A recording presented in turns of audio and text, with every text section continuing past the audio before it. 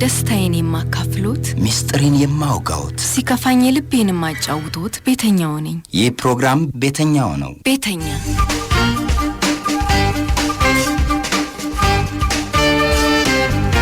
ውድ አድማጮች እንግዲህ ባለፈው ሳምንት አንድ ጉዳይ አንስተን ሐሳቦችን አስተያየቶችን ስንቀበል ነበር። በተለይም ደግሞ ይሄ የማህበራዊ ሚዲያን በተመለከተ እንግዲህ እንደምታውቁት ማህበራዊ ሚዲያ በጣም ጥሩ ጎኖችን ይዞልን መጥቷል። ህይወትን ቀለል አድርጓል። መረጃዎችን ቶሎ በፍጥነት እንድናገኝ አድርጓል። ትልቅ አጋዥ ሆኗል። ከዚህ በተቃራኒ ደግሞ ብዙ ወጣቶች ብዙ ሰዎች እየጠፉበትም ይገኛሉ። እንግዲህ ይሄንን የታዘብኩት ባለፈው ሳምንት ነግሬያችኋለሁኝ። አንዲት ሴተኛ ዳሪ ቀርቤ ቃለ መጠይቅ ለማድረግ ስል አይ እኔ እኮ ይሄንን ስራ አልሰራም አለችኝ። ነገር ግን በተዘዋዋሪ መንገድ እንደምትሰራ ሰማሁኝ፣ አወቅኩኝ። ራሷም ነገረችኝ። ምንድነው በኦንላይን ነው የምሰራው እንደሌሎቹ ሴቶች አጭር ቀሚስ ለብሼና ብርድ እየመታኝ ውጪ አልወጣም ቤቴ ውስጥ ሆኜ ነው የምሰራው ነው ያለችኝና በጣም ነው የደነገጥኩት። እውነት ለመናገር ወዴት እየሄድን ነው? በየቤቱ በየጓዳው ምን እየተከናወነ ነው? ይሄ ጉዳይ አሳሳቢስ አይደለም? ማን ምን ማድረግ አለበት? ከማን ምን ይጠበቃል? ከወላጆች፣ ከማህበረሰቡ በአጠቃላይ እንዲሁም ደግሞ ከመንግስትም ጭምር።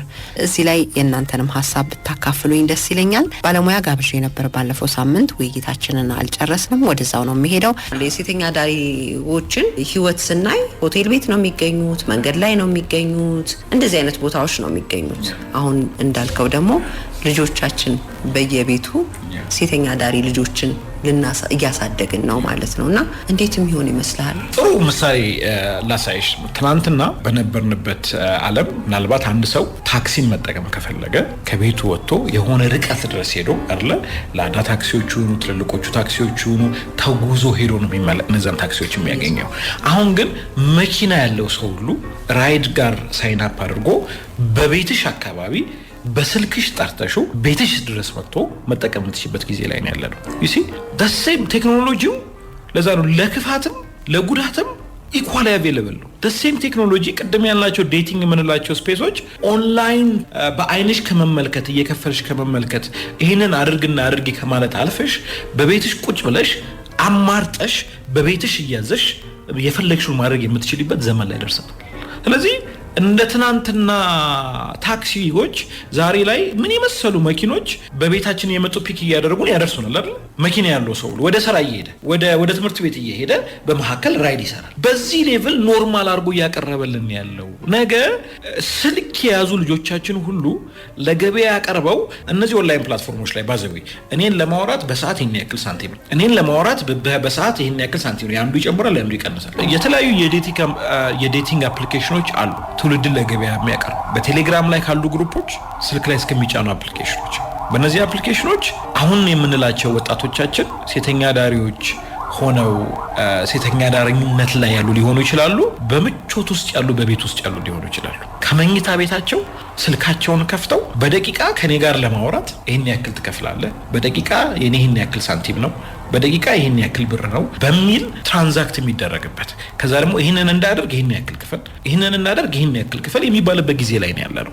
ስለዚህ ቀድሞ ይሄን የሚፈልግ ሰው ገንዘቡን ይከፍልና ንግግሩንም ሆኖ ሌሎች ነገሮችን ያደርጋሉ ማለት ነው። በትክክል ኦንላይን ቁጭ ብለው በትክክል ይሄንን ያደርጋሉ። በኦንላይን እነዚህ ነገሮችን እየተመለከቱ ሊትራሊ ሴክሹዋል የሚባሉ የግብረ ስጋ ግንኙነትን ማድረግ እስኪቀር ድረስ በአይንና በመመልከት ብቻ ሁለቱም አካል በቪዲዮ እየተመለከቱ እነዚህ ነገሮችን የሚያደርጉበት ጊዜ ላይ ነው ያለነው። ለዛ ነው ሴተኛ ዳሪነት በቤት ገብቷል፣ ከቤትም ወጥቷል፣ ከቤት ሆነን የምንወጣበት በቤት ሆነን የምንገበይበት ጊዜ ላይ ነው ያለነው። እነዚህ ነገሮች ደግሞ ያላቸው ቻሌንጅ ምንድነው? ብዙ ልጆቻችን ብዙ ወጣቶቻችን ወደዚህ ውስጥ የሚገቡት ወደድኩት አፈቀርኩት ምናልባት ባሉት ጓደኛ ምክንያት ፎቶና ቪዲዮ ላኪልኝ እየተባሉ እዛው ውስጥ ከገቡ በኋላ አሁን እዚህ ውስጥ ካልገባሽ ይሄን ላባትሽ ልካለሁ፣ አሁን እዚህ ውስጥ ካልገባ ይሄንን ፐብሊክ ላይ ለቀዋለሁ በሚባል ተጠምደው መውጣት አይችሉም። አንዴ ስህተትን ሰርተዋል። ልጆቻችንን ባለማብቃታችን ተተብትበው ለገበያ ልክ እንደ ባሪያ ሆነው ኦሬዲ ጌታ ኖሯቸው ለገበያ ይሸጣሉ ማለት ነው። ይሄንን ቁጭ ብለው የሚሰሩ ደላሎች አሉ። ደላሎቹ ምንድነው የሚያደርጉት? ማከል ላይ ቁጭ ብለው ይሄንን የሚያገናኙት ፕላትፎርሞች ይሰራሉ። ሴቶቹን ያጠምዳሉ። ሴቶቹን እዛው ውስጥ አድርገው ለምሳሌ ጓደኛ አድርገው ቀርበው ግሩሚንግ ይባላል። ሶሻል ሚዲያ ግሩሚንግ ይባላል። እና ሴቶቻችንን ልጆቻችንን ቀርበው ጓደኛ ይሆናቸውና በዚሁ በሶሻል ሚዲያ ጓደኛ ይሆናቸዋል፣ ይቀርቧቸዋል፣ ሲያዝኑ ያዋሯቸዋል፣ ያጽናኗቸዋል፣ ከዛ ሚስጥራቸውን ይሰማል እያሉ ትራስታቸውን ቢውልድ ያደርጉና አንድ ፎቶ አንድ ሚስጥር እነሱ ጋር ካለ እሱን በቃ ይሄን ካላክሽልኝ ይሄን አደርጋለሁ ከዛ እየጨመረ ከዛ በኋላ እዚህ ውስጥ ካልገባሽ ሚስጥሩን እናገራለሁ። ስለዚህ ይገባሉ። ፕራይቬት ግሩፖች አሉ፣ ፕራይቬት ፕላትፎርሞች አሉ። በዛ ውስጥ ሊትራሊ አንድ አሜሪካዊ ቁጭ ብሎ በዶላር እየከፈለ ይሄንን አርጊና ያንን አርጊ እንደዚህ ዙሪ እንደዚህ ተገልበጭ እያለ በዶላር እየከፈለ ይሄኛ ሰው በቴሌ ብር ያስገባል፣ በዶላር እዛ ጋር ያለው ብሩን ይወስዳል ማለት ነው። ስለዚህ ይሄ ሪያሊቲ ነው። አሁን ማወራው ከዚህ ውስጥ እንዲወጡ የረዳዋቸው በጣም ምስኪን ምን እንደሆነ እንኳን ሳያውቁ እየገቡበት የነበሩ ሰዎች ጭምራሉ። ፌስቡክ በቅርብ ባወጣው ዜና አፍሪካ ውስጥ በአጭር ጊዜ በሰራው ኦፕሬሽን በተወሰኑ ሀገሮች ውስጥ ብቻ ከ1000 በላይ ሰዎችን አስሯል በዚህ ጉዳይ እና እንትን ሩቅ ያለ ምናምን ሀሳብ አይደለም ማወራሽ it is already ኢትዮጵያ ውስጥ አፕን እያደረገ ስላለ ነገር ነው የምናገር። ከዚህ ደግሞ አልፎ እንዳልኩሽ በቃ ሰዎች ከተማዎች ላይ መርጠው እዚህ ኦኬ በቃ እሷ ትምጣልኝ ልክ እንደ ሸቀጥ በሜኒው የቀረበልን ለዛው ማንም ሳያይ በዲጂታል ፕላትፎርሞች የተጠቃሚው ፕራይቬሲ ተጠብቆለት ማንነቱ ሳይገለጥበት ኦንላይን እሱ ሳይታይ ተመልካች ሆኖ ይሄን ከማድረግ አልፎ በአካል እስከማድረግ የደረስንበት ጊዜ ላይ ነው። ስለዚህ ስለ ነገ አይደለም እያወራን ያለው። ይሄ ማለት ደንግጠን ካሁን በኋላ እንጠቀም ማለትም አይደለም። እንዴት ነው ለራሱ ክብር ያለው ማለት ሸቀጥ እንዳልሆነና ለራሱ ለገበያ የማያቀርብ ትውልድን መስራት የአሁኑ ዘመን ዋነኛው ቻሌንጅ ዋነኛው ተግዳሮታችን ነው ብዬ አስባለሁኝና እንግዲህ በቤቷ ያልተከበረ ፍቅርን ያላገኘ ወጣት እሱን ፍለጋ ወይ ለመግዛት ወይ ለመሸጥ ሄደ። ለዚህ ደግሞ አሁን ያለንበት ዘመን ምቹ ሆኗል። ትናንትና ሰዎች በጣም ተደብቀው ሰው የማያውቃቸው ቦታ ላይ ምናምን ሄደው በሰዎች መካከል መሆናችን ብቻ ይጠብቀን ነበር ማለት ብዙ ሰው በደዚህ ያለ ነገር ውስጥ የማይገባው በዙሪያው ሰዎች ስላሉ። አሁን ግን እሱ ነገር አሁን ያልኩትኝ ላይክ ሪያሊቲ እየተገፈፈ እየመጣ ማንም ሳያውቅ አልፎ ብዙ ሜት ሳይጠበቅበት ከስልኩ ላይ ቁጭ ብሎ የፈለገውን ማድረግ የፈለገውን መጥራት ስንት ትከፍላለህ ነው ጥያቄ። ሁሉ ነገር ዋጋ ሰው ወጥቶለት ሸቀጡን ስለቀረበ ማለት ነውና ይሄ ያለው አደጋ በጣም ከፍተኛ ነው። እንደው ምናልባት አስተማሪ ይሆናል ብለህ የምታስባቸው ታሪኮች አሉ? እንግዲህ እንደዚህ አይነት ችግር ውስጥ የወደቁ ወጣት ልጆችን ትሬኒንግ ትሰጣለህ፣ ከዚህ ችግር እንዲወጡ ታግዛለህና እንደው ስም አንጠቅስም ግን ሁኔታዎችን እየጠቀስን እየተናገርን አስተማሪ የሆኑ ነገሮችን ታሪኮችን ብናወራ ምናልባት ችግሩ ቅርባችን እንዳለ በደንብ እንረዳለንና እስቲ እነሱን ነገሮች እስቲ ንገረን። የአንድ ልጅን ታሪክ ልንገርሽ።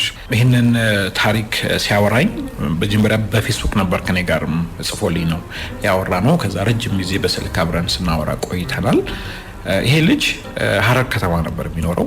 8ኛ ክፍል ተማሪ ነው። መጀመሪያ ጅጅጋ ነበር የሚኖረው። ቤተሰቦቹ ጅጅጋ ነው የሚኖሩት። ጅጅጋ በሚኖርበት ጊዜ በቤት ውስጥ የነበረው ጥበቃ ይደፍረዋል። ከዛ በዛ በጣም ያው ለቤተሰቡ ማይናገርም ያ ኦፕን የሆነ ስፔስ ልጆቻችን እንደዚህ እንኳን ሲሆኑ በነፃነት መጥተው የሚናገሩበት ስፔስ ብዙ ጊዜ የለም። ስለዚህ ይሄ ልጅ ቤት ተከራይቶለት ሐረር እንዲማር ይልከዋል። ሐረር መኖር ይጀምራል።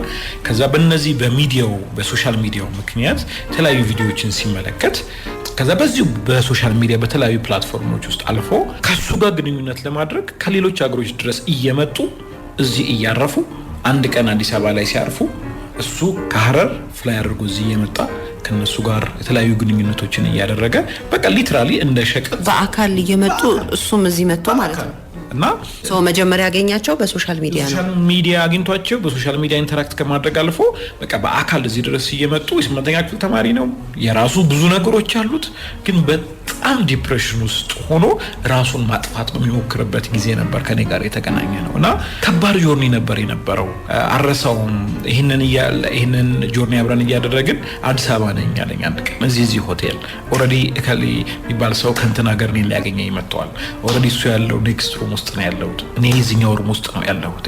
በጣም ግን በቃ ኦሬዲ ሰላም አጥቻለሁ እና እማወራው ስለ 8ኛ ክፍል ልጅ እማወራው ምናልባት አሁን መስሎሽ ከሆነ ይሄ የተወሰነ አመት ሆኖታል። አሁን በጣም ከፍቶ ነው ያለው። ትውልዱን ልጆቻችንን መጠበቅ ካልቻለን በገንዘብ ልጆቻችንን በቃ ብዙ አስከፊ ነገሮችን እንዲያደርጉ ለመንዳት የተሰለፈ ብዙ ሪሶርስ አለ፣ ብዙ ኃይል አለ። የገንዘብ የቴክኖሎጂ የሁሉ ነገር በእጁ ላይ ያለው ልንፈራ ይገባናል።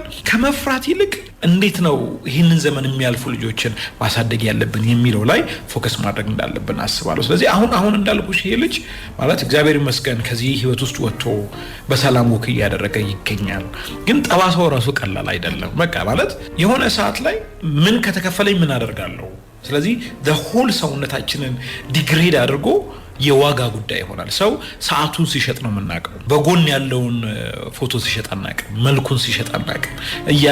እያለ ብዙ ነገሮችን የሚሸጥበት ጊዜ ላይ ደርሰናል። ብዙ ነገሮችን እንዲያደርግ ይሄንን ካደረክ እንዲከፈልሃል እየተባለ የሚሸጥበት ዘመን ላይ ደርሰናል። ሶሻል ግሩሚንግ የሚባለው ይሄ አዳዲስ ሰዎችን የማናቃቸው ሰዎችን ልጆቻችን ማውራ ልክ እኔ ይገርመኛል። አሁን ልጆቻችን ስናሳድግ የማታውቁትን ሰው አታውሩ እንላለን።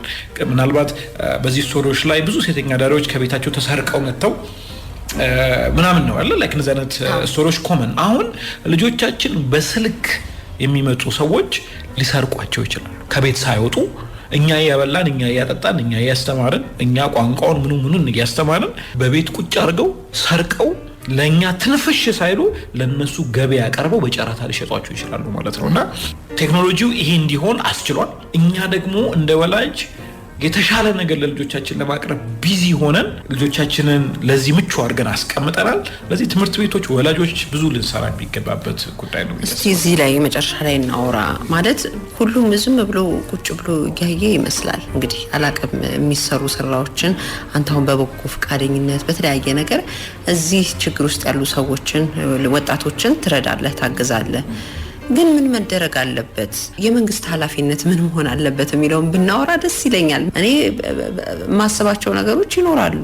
ማለት እንደዚህ የሚያደርጉ ሰዎች ወይ መቀጣት ይኖርባቸዋል ወይም እንግዲህ ይሄኛው ሶሻል ሚዲያ ብንዘጋ ወይ ሊሚት ብናደርግ የሚል እስቲ ምን አስበህ ታውቃለህ? ምንድነው አንዱ በጣም ልንረዳ የሚገባው ቴክኖሎጂ ጥሩ አገልጋይና መጥፎ ደግሞ ጌታ ነው። ስለዚህ የመጀመሪያው ነገር እንደ ኮሚኒቲ ልንማር የሚገባው በየቤታችን ልንሰራ የሚገባው አብዛኛዎቻችን የኛ ካልቸር አድርግና ታድርጊ ይበዛዋል። ስለዚህ ቴክኖሎጂ እንዴት እንደምንጠቀም አናስተምር። እንዴት መጠቀም እንዳለብን በቤታችን ህግ የለም። እኛ ቤት እኔ ሳድግ ቴሌቪዥን የምንከለከለው አባቴ ዜና ማየት ስለሚፈልግ እኛ ማናረገው ነው ልጆቻችን እንዲያርጉ ምን ጠይቀው። ስለዚህ መጀመሪያ የሚጀምረው እኔ ከቤት ነው ብዬ ነው የማስበው። ስለዚህ በቤት ውስጥ የምንሰራው ስራ ብዙ ነገሮችን ኢሊሚኔት የማድረግ ትልቅ አቅም አለው። ስለዚህ ቤት ውስጥ ምን ማድረግ አለብን?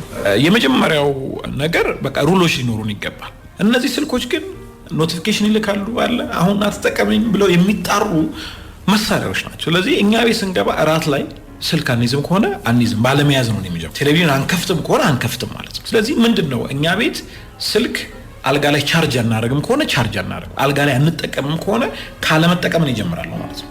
ስለዚህ ይሄንን ፕራክቲስ በማድረግ በቤታችን ውስጥ የቤተሰብ ህግ ሊኖረን ይገባል። እኔ ለምሳሌ ልጆቼ ዲቫይስ መጠቀም ሲፈልጉ የሚጠይቁኝ ጊዜ ነው። ዳዲ 5 ደቂቃ ስጠኝ ወይ 5 ደቂቃ 10 ደቂቃ ብለው የሚጠይቁ ለምን ካልሽኝ በጊዜያቸው ትራንዛክት እንደሚያደርጉ እያስተማርኩኝ ያለው ከልጅነታቸው ጀምሮ ማለት ነው። ስለዚህ ቀደም እንዳልኩት የሆነ ሰው ኖሮ መጥቶ ቢነግረን ጥሩ ነበር። ስለዚህ ምን ህግ ያስፈልገኛል የሚለውን ራሳችንን ማስተማር፣ ማንበብ፣ መጠየቅ፣ ማውራት ይገባናል ማለት ነው። ሁለተኛው ያው ምሳሌ መሆን፣ ህጎችን ካስቀመጥን በኋላ እኛ ምሳሌ መሆን ይጠበቅብናል ማለት ነው። አሁን ሶሻል ሚዲያ ብዙ ጊዜ ልጆችን እንከለክልና ዛሬ ሶሻል ሚዲያ ጊዜ አይደለም ምንም አይነት እንትን አይከፈትም ብለን ወላጆች ራሳችን ይዘን ቁጭ ብለን እየሳቀን እንግዲህ ቲክቶኮችን ምናምን በቃ እየተዝናናን የምናይበት ነገር አለ። ልጆች ናቸው ይፈልጋሉ። እና ይሄ አሁን ትክክለኛ ነገር አይደለም። ብዙ ጊዜ የማስበው እንደዛ ሲያድጉ እሱን ለመሆን ነው ላይ ሁሉ ጊዜ እድሉን አግኝተው እሱን እስኪያደርጉ በጉጉት ነው የሚያደርጉት ማለት ነው። በቃ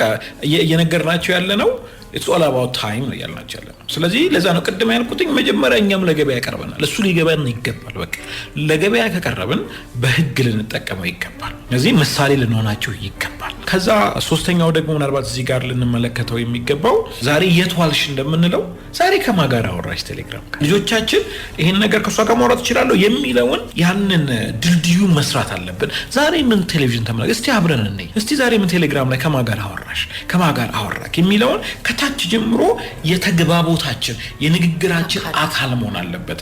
ሌላ ዓለም አይደለም እዛ ጋር ያለው። አስቢው እኔ አንዳንዴ ምን ይመስለኛል መሰለሽ ወላጅ ልጁን ወስዶ የሆነ ግቢ ውስጥ አስገብቶ ውስጥም እንዳለ ያቀም ከዛ ከውጪ ዘግቶባቸው የመውጣት ያክል ነው። የቲቪ ሪሞት ሰጥቶ ስልክ ሰጥቶ ዞር ማለት ከዚያ የተናነሰ ግቢ ውስጥ ምን እንዳለ አናውቅም። ገደል ይኖራል፣ ሌባ ይኖራል፣ ገዳይ ይኖራል። ድጋሚ እኮ እነሱን ፈልገን በርስን ከፍተላቸው ሌላ ልጅ ሆኖ ነው የሚመጡት። ስለዚህ ግቢ ገብተን ሄይ እዚህ ጋር መሄድ የለብህም፣ ከዚህ ጋር ማለፍ የለብህም፣ ይሄንን ነው ማድረግ ያለብህ፣ እዚሁ ስትሆን ይሄ ይሆን፣ አዲስ ሰው መጥቶ ካዋራህ እኔ ያለሁልህ ናና ሳየኝ። ጤነኛ የሆነውን ፍቅር እንኳን ልጆቻችን አያውቁትም። አሁን ግን በሚዲያው ከልጅነታቸው ጀምሮ ኮራፕትድ የሆነው ጤነኛ ያልሆነውን የፍቅርን ትርጉም ይሄ ሶሻል ሚዲያ እያስተማራቸው ነው ያለው። ፍቅር ማለት እንዲህ ማለት ነው፣ ፍቅር ማለት እንዲህ ማለት ነው የሚለው በፊልሞች ውስጥ በካርቶን ፊልሞች ውስጥ ተሰክስጎ ልጆቻችንን አይምሮ እየበረዘ ነው ያለው። ስለዚህ ትልቅ የሆነ ጦርነትን የሚፈልግ ነው ማለት አንዳንድ ማስታወቂያዎቻችንን ሳይበሳጫሉ። አሁን ለዛ ነው አንዳንድ ዲቴሎች ውስጥ አልግባ። ለምን ብለሽ ከጠየቅሽኝ በቃ መንግስት ነቅቶ ሊመለከተው የሚገባ ስፍራ ነው ይሄ። የትናንትና እኮ ፊልሞቻችን ትንሽ 10 ዓመት ወደ ኋላ ተመልሰን እስቲ እንመልከት። ፊልሙ ሲያልቅ ተጋብተው ወደ መኝታ ቤት ሲሄዱ ነው የምናየው። አሁን እኮ ተዋውቀው በሁለተኛው ቀን አብረው ሲያድሩ ነው የሚያሳዩ። ፍቅር ብለው ጤነኛ ፍቅር ብለው ማስታወቂያችን ላይ አሉ። እንደዚህ ላይ ኮመን ነው። በሚዲያዎቻችን የምንመለከታቸው ነገሮች እነዚህን ሐሳቦችን አርክሰውታል። ኢትዮጵያዊ ቫልዩን መንፈሳዊ ቫልዩን ያሳጣ ካልቸርን ነው ሚዲያውም አብሮ እየሰራ ያለው። ስለዚህ ይሄን መንግስት ሲሪየስሊ እርምጃ ሊወስድበት የሚገባ ከኛ እሴቶች አንፃር ሲምፕል መስሎ የሚቀርቡ እነዚህ ሐሳቦችን ቦልድሊ የማስቆም የመቅጣት አካሄዶችን መጓዝ አለበት ብዬ አስባለሁ። እንግዲህ በዚሁ ጋር ደግሞ ተያይዞ ቴክኖሎጂካሊ ብዙ ነገር ማድረግ ይቻላል። እነዚህ ነገሮችን ዳታዎቹ ሲመጡ የማስቆም አልፈው የሚሄዱ ሰዎችን እዚህ ውስጥ የሚሰማሩ ሰዎችን የመቅጣት የህግ ከለላ የማድረግ የሴቶችና ህፃናት ደግሞ አካባቢ እንደዚህ አይነት ኢሹዎች ሲፈጠሩ ሴፍ የሆነ የካውንስሊንግ ስፔሶችን በማዘጋጀት እንደ ኮሚኒቲ ወደዚህ ውስጥ እንዳንገባ ትክክል አይደለም የሚለውን ነገር ስለዚህ በእንደዚህ አይነት ሁኔታ ፎሎወርን የሰበሰበች አንድ ሴት ብዙ ፎሎወር ስላላት አንድ የሪል ስቴት ባለቤት ገብቶሻል it is easy ለእሷን ፎሎወሮች እሱም እኮ ለመግዛት ነው ሽያጭ ላይ ስላለን ግን ከገንዘብ እንለፍ ማለት ገንዘብ መገበያያ እንጂ ብቻውን ትርጉም ያለው ነገር ነው ብዬ አላስብም። ስለዚህ ምንን ሸጠን ነው ምንን የምንገዛው? ምንን ለገበያ አቅርበን ነው ምንን የምንሰበስበው? ትውልድን ለገበያ አቅርቦ የሚሰበሰብ ገንዘብ እንደ ኮሚኒቲ ቫልዩ የምናደርገው ነው ብዬ አላምንም። ስለዚህ መንግስት ትውልድን ለገበያ አቅርቦ የሚመጡ ነገሮችን ተጠያቂነትን የማምጣት ትልቅ ኃላፊነት እንዳለብን አስባለሁ።